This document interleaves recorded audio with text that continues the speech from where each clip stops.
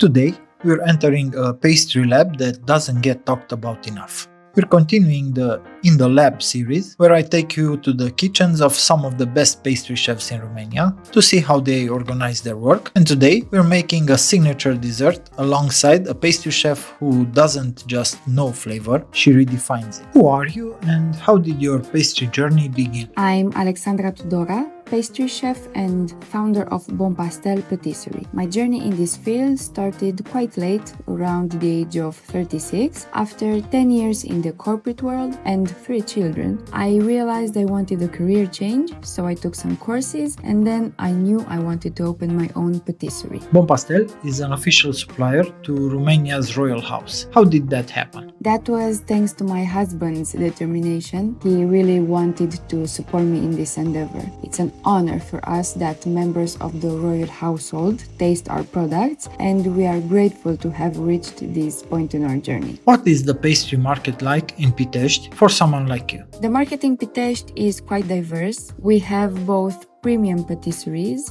and more traditional style ones. As they say, there's room under the sun for everyone. How important is the quality of ingredients in your kitchen? It's extremely important because it allows me to consistently achieve the same taste and texture. I chose to work with Elevir products because they give me that reliable consistency in the final result. What's your approach or style in pastry? Our goal is to offer flavor above all. We aim for quality, not quantity, and we want people to recognize that they've tasted a Bon Pastel product when they come to us. Are you the type to experiment or do you stick to the tried and true recipes? I really love to experiment. I play with ingredients, textures, flavors. That's exactly why I love Elevir products. They offer me a stable base I can build on and play with using various aromas and textures. If you had to choose just one Elevir product, what would it be? The whipped cream. Everyone goes for the whipped cream. It's by far the most used and versatile product in pastry. I also really love the American cheese. It gives me amazing textures for cheesecakes and that slightly salty flavor I enjoy so much. What dessert are you making for us today? Today I'll be preparing a reinterpretation of the choux, a choux with cinnamon roll flavor. It will be a cinnamon-infused pâte à choux with a craquelin also containing cinnamon and a cream cheese filling using Elevir American cheese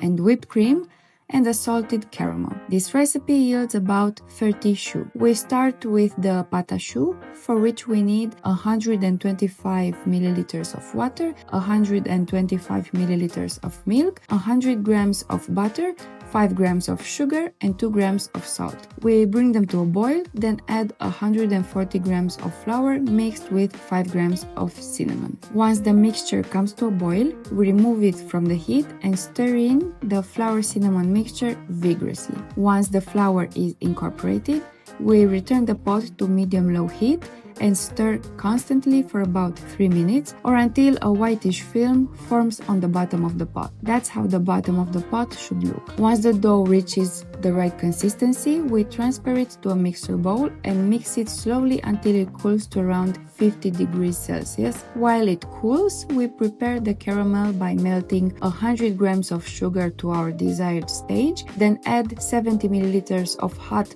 Elevir cream, mix until smooth, then add 30 grams of butter and 2 grams of salt and set it aside to cool. To the cool dough, we add 250 grams of beaten eggs, about 5 medium eggs. Some recommend adding them gradually, but I prefer to add them in a thin stream. We mix for 2 to 3 minutes until the dough becomes glossy and forms a slowly falling V shape. Then we transfer the dough into a piping bag. I chose to show you this version of piping the choux because I find it better for someone who may not be very confident with the piping techniques. It helps in getting evenly sized choux. We place them in the freezer for 3 to 4 hours until they're easy to remove from the mold, then add the craquelin to bake them. While the choux freeze, we make the craquelin. 50 grams of butter, 60 grams of brown sugar, 60 grams of flour, and 5 grams of cinnamon. We mix all the ingredients and roll the dough between two sheets of parchment paper. We aim for a thickness of about 2 millimeters. The craquelin shouldn't be too thin or too thick. Once rolled out to our desired thickness, we place it in the freezer for about an hour. After the choux are frozen, we arrange them on a micro-perforated silicone mat, place a slightly larger craquelin disc on top, and bake them at